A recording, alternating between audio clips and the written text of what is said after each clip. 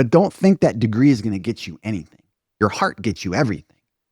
And your behaviors and your positive mental attitude and your openness to learn and take feedback and have an ear and an eye and a nose for the environment in which you're operating. If you can't smell the room, don't be grossed out by that. If you can't tell what's happening in the atmosphere politically, tactically, strategically, you will be lost. Welcome to Leadership and Motivation Unleashed, practical leadership for modern workplaces. A podcast where we explore actionable strategies to help you lead with confidence, build cohesive teams, and create thriving workplace cultures. We're here for the career-focused professionals climbing the corporate ladder, the managers navigating team dynamics, and the leaders shaping the future of work. In each episode, we'll break down challenges, share practical advice, and leave you with insights you can apply today. I'm Patrick Law, your co-host, a Gulf War veteran with over 26 years of corporate leadership experience in banking and payments, blending precision and innovation with a tad of passion to solve big challenges. And I'm Rachel Book, a C-suite trusted advisor and an HR leader with 2 decades of experience at Fortune 50 companies, specializing in building people-first strategies and driving impactful talent solutions. Together, Rachel and I, we combine operational expertise and transformational leadership to bring you real-world advice on leadership, workplace culture, team dynamics, career growth, and anything else that we may want to delve into. So, if you're ready to take your career and leadership skills to the next level, you're in the right place. Let's get started.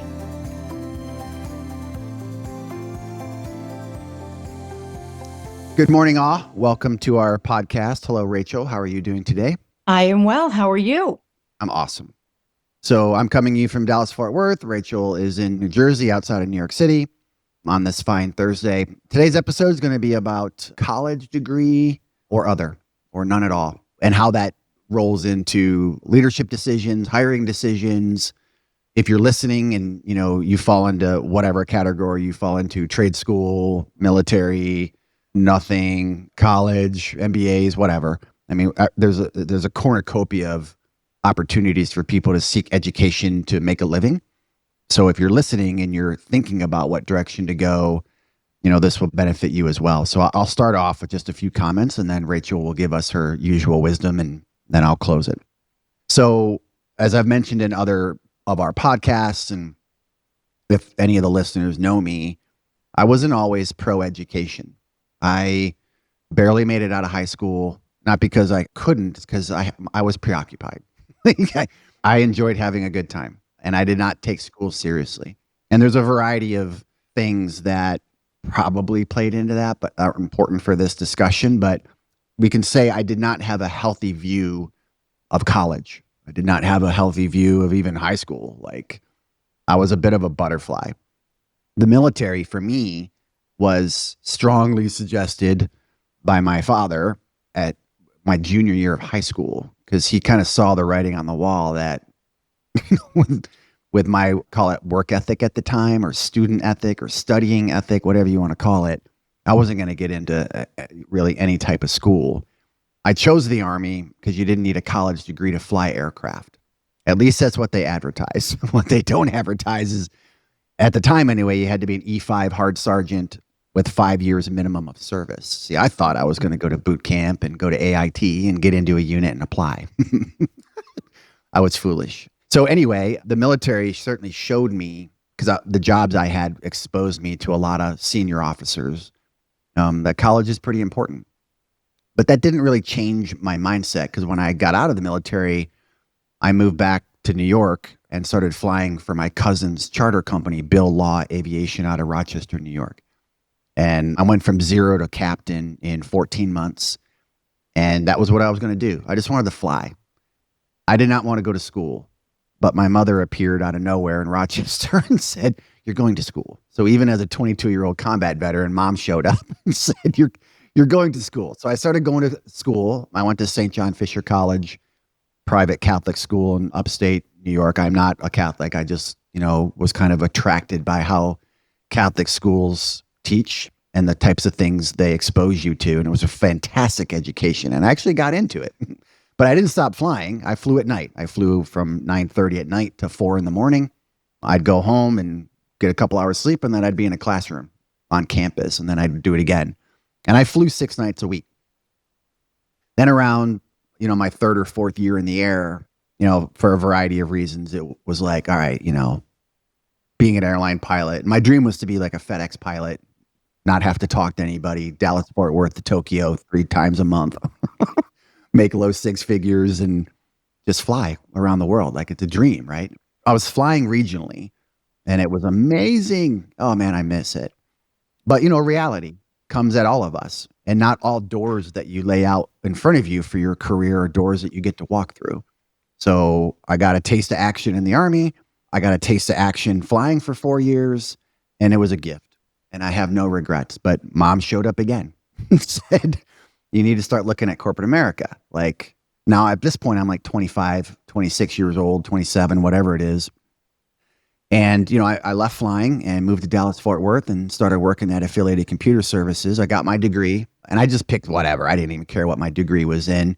So my undergrad is in sociology and criminal justice and psychology. Like those are my minors. So I'm not making light of those degrees. I'm just saying I didn't go for business, all that stuff. I just wanted to fly, right? Now, some of you listening may have a similar journey. Like your paths may be, I'm not talking about military and flying. I mean, you started one way and you ended up pivoting in another for whatever the reasons are. Male, female, older, younger, whatever part of the world you come from.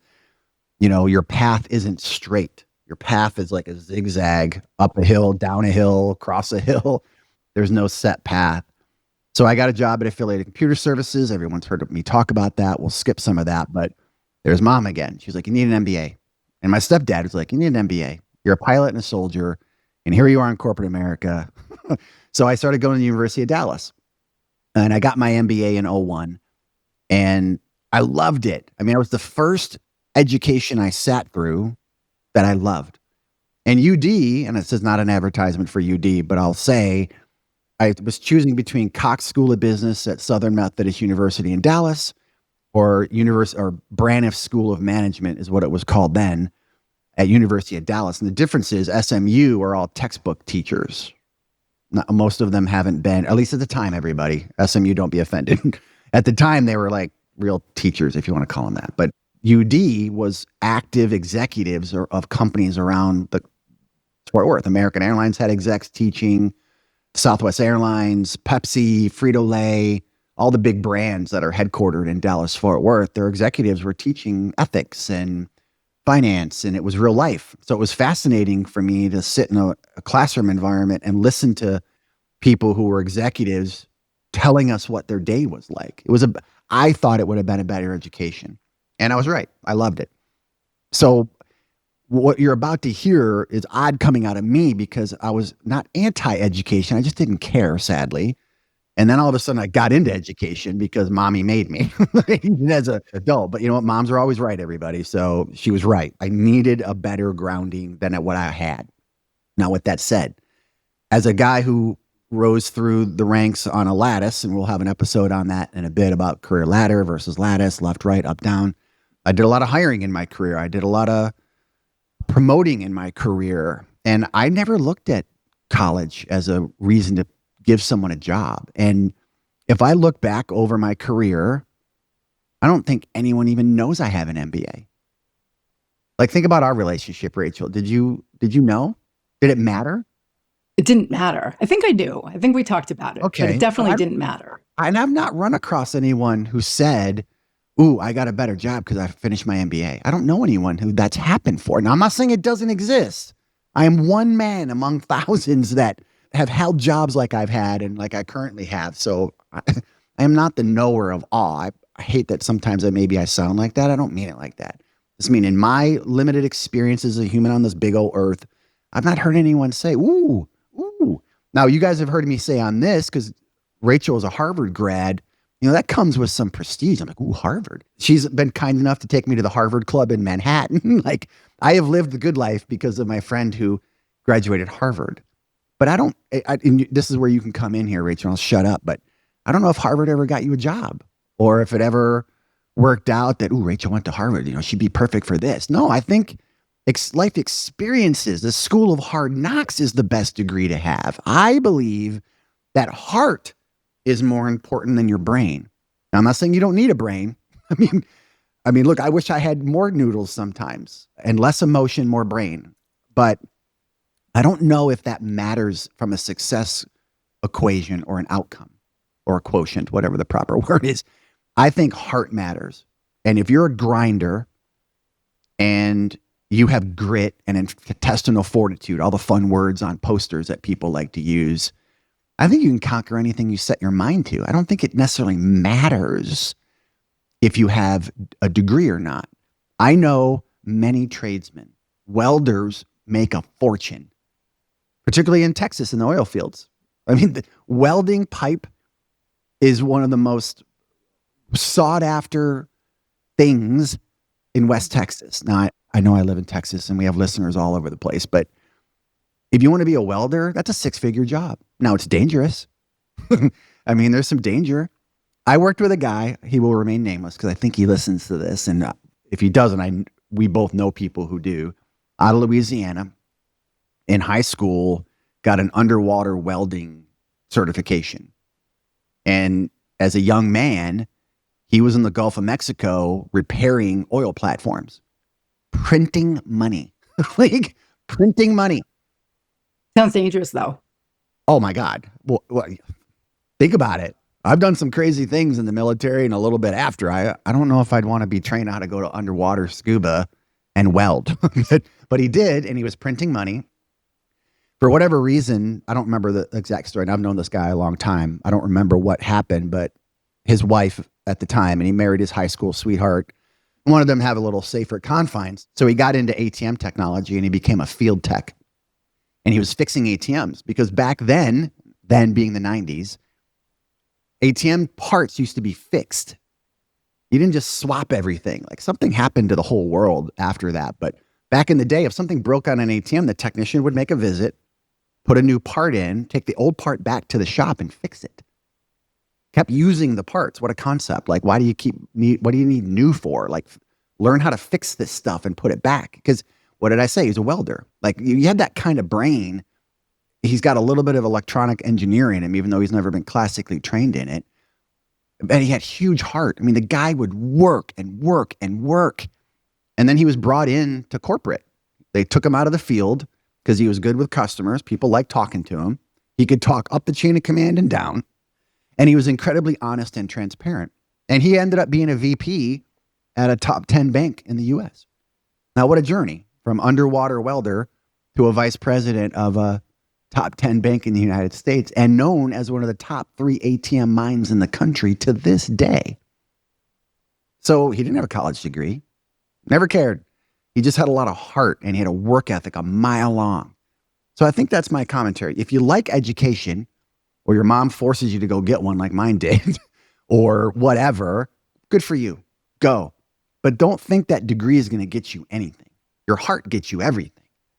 And your behaviors and your positive mental attitude and your openness to learn and take feedback and have an ear and an eye and a nose for the environment in which you're operating. If you can't smell the room, don't be grossed out by that. If you can't tell what's happening in the atmosphere politically, tactically, strategically, you will be lost. And I'm here to tell you, and I also went to banking school at the University of Washington. I forgot that one. That one was fun, 3 years, 2013 to 2015.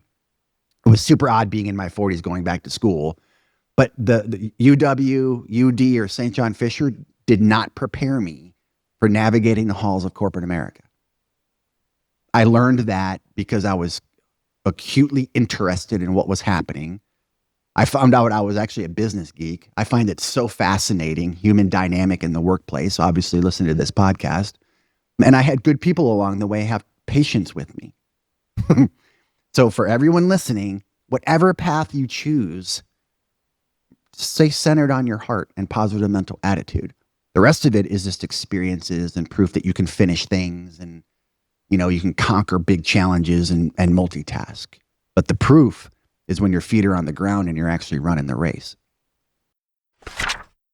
We pick our topics based on what we imagine is on the minds of many, but we are not mind readers. So please use our form, which we'll link for you in the show notes, to suggest additional topics we should consider, request to be a guest on our show, or give us constructive criticism, which will make our podcast more valuable for many. Thank you so much. We appreciate you. So it's so interesting that you shared your story, Patrick, about your mom having that outsized role in your decision to pursue an education. My story is actually the opposite. So, all that talk about Harvard, I didn't get there the usual way, and I'll tell you more about that soon. But my mother and my parents actually tried to dissuade me from securing a college degree. I come from a family of business owners, community leaders, educators, and, very successful people, but they just didn't find the need to secure a college education. And it didn't seem to hold most of them back, right, from achieving success. And so the message that my parents and my family members and community gave me when I was in high school was, you don't need a college degree to be successful. You're smart, you're a go-getter, you'll, figure something out. And even though I wasn't a classic student, I've always been more of a doer than a thinker or a pontificator. I didn't see college in the cards for me. I decided to, like many in my community, I took a gap year in Israel that turned into 2 gap years. And I figured out a way to finish my bachelor's degree while I was there. So the interesting nuance here is that I came back at age 19 with the bachelor's degree in psychology from an accredited United States university, but it wasn't a quality credential. It wasn't a quality education. What I did, and this was before internet school, everyone, I did correspondence courses where they sent me a stack of papers with homework assignments, and I mailed all of it back to the professor and got the credit. I did CLEP exams, so I'd read a book, take an exam, and get credit for a course. I pursued credential conversion for some of the classes that I was taking in my Israel program, mostly Bible, Jewish philosophy, history, language type of subjects, and had them converted to credits through the American Council on Education. And I even took a course where I had to watch VHS tapes about oceanography and then take exams to get credits for a science class. So that's how I got my degree. So it was a degree. It was a credential that opened doors for me, but it didn't teach me anything that helped me be successful in the jobs that I've held. Again, if I didn't have that credential, I would not have been able to get some of the jobs that I've had. And this is where I want to take the conversation away from my personal story and really more to the workforce and businesses out there, right? So many of us operate in environments where it's expected. When you're in high school, you get a coach and you get an SAT tutor and you focus on collecting all kinds of extracurriculars so that you can write an essay that will get you into college. And then you go to college and then you do carefully curated internships every summer, and then you get your first job out of college, and then that's your ticket to success. And then your network, right, is probably comprised of alumni from your alma mater, right? And that helps you as you glide through the rest of your career. And some people's stories are like that. And I think it's straightforward. I think corporations love hiring people like that because they know what they're getting, right? There's an objective evaluation of somebody's academic ability, their cognitive aptitude, their ability to follow through and finish something. And it's a scale that is unfair for a lot of reasons, right? I've also heard people say that if you have a degree from an Ivy League school, it's less of a measure of your competence and more of a measure of your parents' financial capabilities. But it is an objective way for employers to measure if they say, okay, we have 12 applicants and we can look at their GPAs across the board in the same accounting program, and then we pick the one that scored the highest, and that's the one that will be most likely to succeed in our accounting department. So it's easy, right? It's easy. And I think that's why a lot of companies focus more on hiring people that have that background. However, what I've seen, and the stories of people who come from non-traditional backgrounds, have non-traditional training or preparation always resonated with me, right? Because again, here I am with my bachelor's degree, but it wasn't the same college experience that many of my peers had. And so I've always thought, well, what if I didn't get that degree? What if I wasn't motivated to figure out a way to convert those experiences and those classes to credits? What if my parents weren't willing to pay for that process, which they were, right? What if, the first company that I worked for was a little bit more snooty and only wanted, an Ivy League undergraduate degree and not, Thomas Edison State University, which is where my degree is from. And so I've always appreciated that people accumulate experiences and skills and talents throughout so many different ways. Patrick and I have talked before about military, right, and how the military prepares you. We've talked about people who've taken career breaks, talked about career transfers, right? A lot of these different things. And I think companies are doing themselves a disservice by saying, I will only hire somebody who has a college degree. And over the past 5 years, there's been a resurgence in this concept of skills-based hiring. And so essentially, companies are waking up to the fact that if they are only considering people who have a bachelor's degree with a GPA of 3.0 from a group of 12 or 15 or 20 schools, they are missing out on talent that may come from so many different places. And it says more about them than the person. Of course, right? It's a shortcut. Really, that's like dry toast behavior. It's a shortcut. It's a bias, right? Now, again, it might work for them, but what are they missing out on? Now, sometimes companies are motivated to say, hey, we need to find a different hiring focus. And sometimes it comes from a variety of reasons. It could come from a pressure to increase the diversity of their workforce. And we know that not every demographic community is proportionally represented, right, in the demographics of college graduates, right? So there's a lot of people that are left out of these opportunities just because they don't have a credential. Sometimes it's because there's a skills shortage in a particular area, right? So I worked for a company that was looking for a specific type of employee that was willing to wake up in the middle of the night and respond to emergencies and be available at a moment's notice to be on call, right? That type of role. They were looking for essentially an adrenaline junkie type of personality, right? However, and again, this is a huge sweeping generalization, but not every adrenaline junkie type of personality is also the kind of person that takes the typical path through a 4-year degree and then does their internships and then sits behind a computer for 12 hours. And so they had a really hard time finding people who would be interested in these jobs and also willing to stick with them. And so when we talked about some types of personalities like former Olympians, former Olympic athletes, right, who maybe retired from ski jumping at 32, and now we're looking to find a career and didn't want to start college, or former enlisted military, right? They did all kinds of amazing jobs, but didn't finish their degree because it wasn't needed for what they did in the military. Maybe first responders, right? Police officers, law enforcement, right? College degrees are not required for all those roles. And as they are looking to switch positions, this particular company was actually declining all of those applicants because they didn't have a bachelor's degree. And it was almost like, well, what if we reviewed our eligibility criteria to allow for different types of experiences, right? You're not compromising on the quality of candidate you're hiring. You're just saying some people learn biology and first responder techniques in medical school or in an undergraduate degree in biology, and other people learn it on the job as a paramedic, right? Or as an army medic.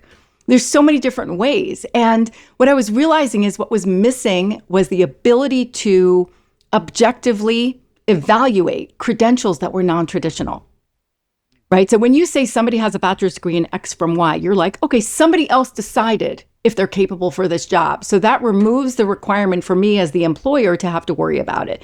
But if you can get creative and design an assessment that is fair and equitable, or you could figure out a way to translate credentials, right? Maybe it's courses that somebody took in their military experience. Maybe it's a certain number of lived experience on the job doing X, Y, and Z, and it was a fair comparison to a bachelor's degree. There should be no reason why, right, you wouldn't consider people with those skills. And so the reasons why somebody wouldn't consider them, sometimes it's bias. If they didn't secure a college degree, they're not of the caliber that you'd want to work for us. Or, oh, that means they can't handle the rigor of a college education. Or we can't prove that they followed through on something. Sometimes it's that. Sometimes, so snobbiness is one reason, laziness is another. Oh, we can't be bothered to decide for ourselves if this person is qualified, right? And again, it creates a lack of opportunity for a lot of really high quality people, some of them who have put their lives on the line for our country. We see this a lot, right, with military hiring, but also it reduces the ability for these businesses to attract top talent. So this is a real conundrum. Now, some jobs do require an objective credential. Like, for example, I probably wouldn't drive across a bridge if I didn't know that the architect or the engineer had a degree, right? Because you want to know that there's some objective assessment or criteria. Or a doctor, say, oh yeah, I learned on the job. Don't worry. I watched other people do surgery, right? Or I stayed at a Holiday Inn Express last night.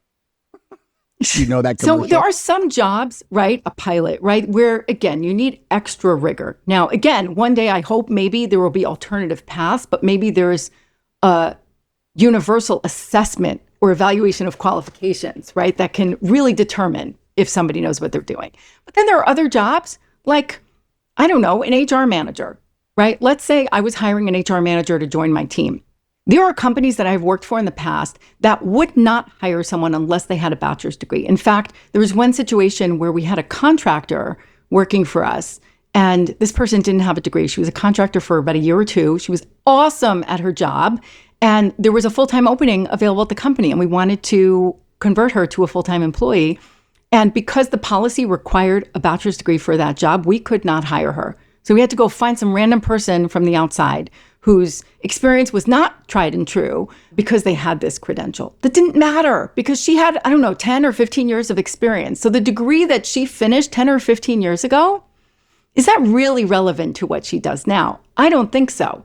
And, I would like to see more companies, more employers really thinking through clearly, does this job require a degree or does it not? What are the skills and the knowledge and the experiences that are required? And what are some alternative ways for somebody to acquire them, right? So for example, let's say, some kid graduates high school and says, my dream is to be an accountant, right? But I really want to work in accounting. I want to start a job right away. And maybe I can't afford to put my life on hold for 4 years and go be a college student and wait to work until I finish my degree. So what if I do 1 semester or 2 semesters of all my accounting prerequisites, and I go to college for a semester and I take accounting 101 and 201 and 301 and the principles of finance and whatever else. And then I get a job and apply those skills to real work. And at the same time, I start finishing my other requirements. So I take advantage of my company's tuition reimbursement program and I finish my degree slowly. So I do my English literature and I do my underwater basket weaving and I do my principles of economics, right? All of those things to give me a well-rounded education, which is valuable. How much more awesome would that be? How many more people would be ready to start working, would be self-supportive, would be less likely to shoulder tons and tons of student debt for no reason? And then companies would be able to fill these jobs a lot faster, right? So I think that's great, especially for students who have clarity on what they want to do, right? Students who don't know what they want to do, right? That's where the exploratory process of indulging yourself in education, right? Which again, not everyone has the luxury to do. That's where it could be helpful. There are shortcuts. There are some assessments. You can hire a career coach, right, to help figure that out faster.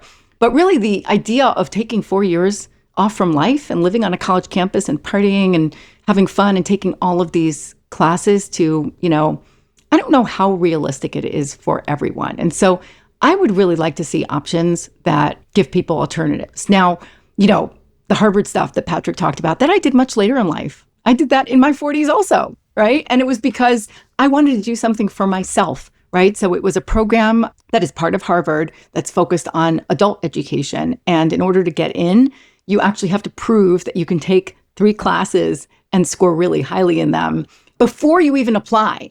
And then that's when you apply with resume, transcripts, all of that, essay, recommendations, and then they decide if we get in. But it's based on what we've accomplished more recently, not based on my baloney college degree from 25 years ago, which has no bearings on who I am today, what I know, what I do. So this concept of skills-based hiring has taken off in the past 5 years.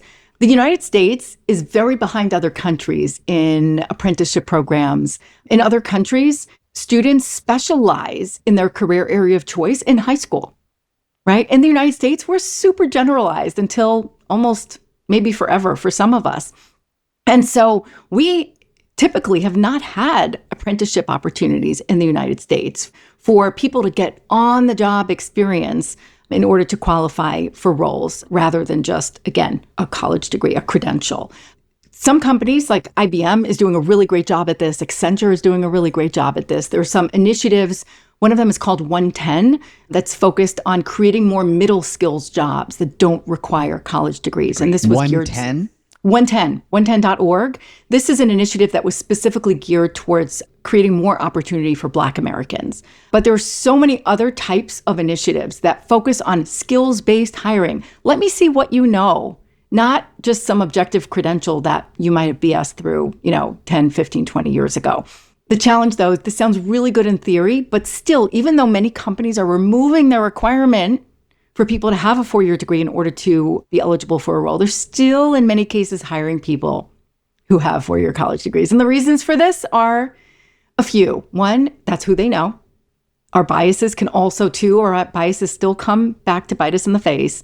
But 3 is we still, as employers in the United States, have not come up with a really great way to assess people's skills and capabilities in different ways. So that's something that's still being worked on. And I think that will create more opportunities for employers to get great talent.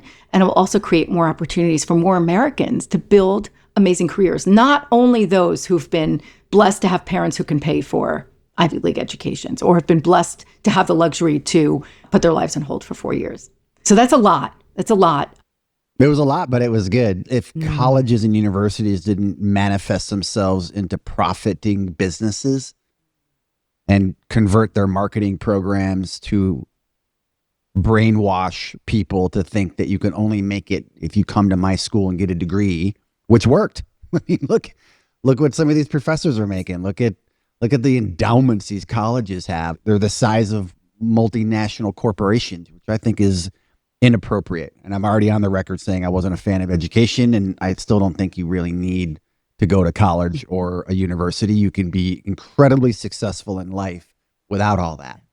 There was a time when I think universities and colleges were to make you better instead of make a margin. So I'll say that too. I think in the end, whatever you need to be happy, whatever you need to foot the bills of your life, and I just don't mean financially, like there's emotional check boxes, there's mental check boxes, there's financial check boxes. I would aggressively pursue those avenues for yourself and live a full life. And don't be pressured or feel like you're less than or different or incapable or you won't get that job unless you go to a 4-year, 2-year, 8-year, whatever the words are, school. My story was as an example, not as a guide. Like, I don't think anyone's path should be a guide. I don't think you should look at someone else and say, I want to do it just like that. You should do it the way you want to do it. I'll close my piece by saying, if you're interviewing with someone, first of all, have courageousness in your heart. You guys have all heard me say that many times. And be proud of yourself. Everyone's story is unique and everyone's journey is special. And that makes you valuable. I've always seen diversity and inclusion to really be about people's minds. I don't care what you look like. I don't care what your religion is. I don't care about any of that stuff. I never have. Diversity of thought is what really makes us all powerful together. Like, my experiences coming up are very different than Rachel's. Not better or worse, different. But the two of us together are a force multiplier because the perspectives we have on our childhoods, our belief systems, where we come from in the world, even though we both come from, the Northeast, but you know what I mean? Everyone has stories of that. And you bring that self to work. You bring your authentic self to work. So if you're interviewing with a person or a place and you're getting the vibe that they're just checking a box about what your credentials are, whatever that means to that person, run the other way. Find an environment that sees you for your gifts that you have. And those gifts shouldn't necessarily include what certifications you have, what degrees you have, what this, what that, what that. I always thought that was nonsense. Now, look, I've been burned by that too. I have given people chances based on what I thought their heart was or their positive mental attitude was, and it flamed out. Not everybody can climb the rope, if you're old enough to know what I'm talking about, in gym class and ring the bell at the top of the gym. Now, I come from the world where we would climb to the roof of our gym with no net below us. I'm Gen X. We were raised hardcore. I don't think kids today get to do stuff like that. But that courageousness comes from somewhere, and those experiences matter in the workplace. So if you're a hiring manager or you're listening to this seeking employment, the interview goes both ways. You're also interviewing the person interviewing you for the job. Make sure that's a good fit. And if you leave that place or feel in the moment that they're judging you because you're lacking X, Y, or Z, maybe you're in the wrong place. So I just wanted to put that out there too. There is no right or wrong answer to this. I think at the end of the day, when all the stories are told and you're at your end of your career or whatever you want to call it, and you look back with a smile and you're proud of it, the good, the bad, and the ugly, that's the win. I don't think anyone's going to remember what degree or whatever was hanging on your wall. It's going to sound like a poster on an office wall somewhere. Yeah. I apologize, everybody, but I really think you'll be remembered by how you made people feel, not about what your past is and what your educational chops are or lack thereof. That's the truth. That's the truth. And so my takeaways, if you're a young person, right, deciding whether you go on the college track or not, my advice to you would be, first think, if you know exactly what you want to do, if you want to be a surgeon, please go to medical school. If you're not really sure, or if you think that you might need a degree as a credential, kind of like me, there are many faster, quicker, cheaper ways of getting that credential than spending $60,000 a year in a residential undergraduate degree program. Purdue Online Global has this really great program. There's something called New Lane University that's a really unique way to get a degree. The CLEP exams that I took 100 years ago are actually still around, and you can find a university that will accept those transfer credits and award a degree for you, including giving credit to your life experiences. So there might be quicker, better ways to secure that credential. Or if you choose a path that doesn't require one, there are certifications, right? There's also ways that you can start your education path, get a job in the middle, and then continue on somebody else's dime. So there are options for you. It really depends on what you want to do. If you are a hiring manager, if you're a business leader, if you're a company owner, I would encourage you to think out of the box in terms of deciding what your eligibility criteria are for success. You can be snobby, you can be lazy, and use a 4-year degree as a screening mechanism, right? And then only consider people who have had the life experiences to be able to acquire that. Or you can really get to the bottom of things and say what knowledge and what skills and what abilities are required to be successful in this role. And then what are some alternative paths that somebody might take to acquire them? And then work with your HR partner or with a third-party consultant to design an assessment to determine whether somebody has those knowledge, skills, and abilities. And then it doesn't matter if they have a degree or not, right? You're broadening your pool to find people who've lived life in different ways and have different perspectives and value to add to help solve your business problems. So again, this is open your minds and your hearts in both directions. There really isn't one path, even though that one path might be the loudest. Amen, sister. Thanks for joining us today. Bye. Thanks for tuning in to Leadership and Motivation Unleashed. If you enjoyed today's episode, please leave us a rating and review. It only takes 1 minute and it helps the show grow and reach more leaders like you in search of advice and motivation. And don't forget to subscribe so you never miss an episode. Please remember to share with your friends and family and coworkers, mentors, trusted advisors. This show is for everybody. See you next time.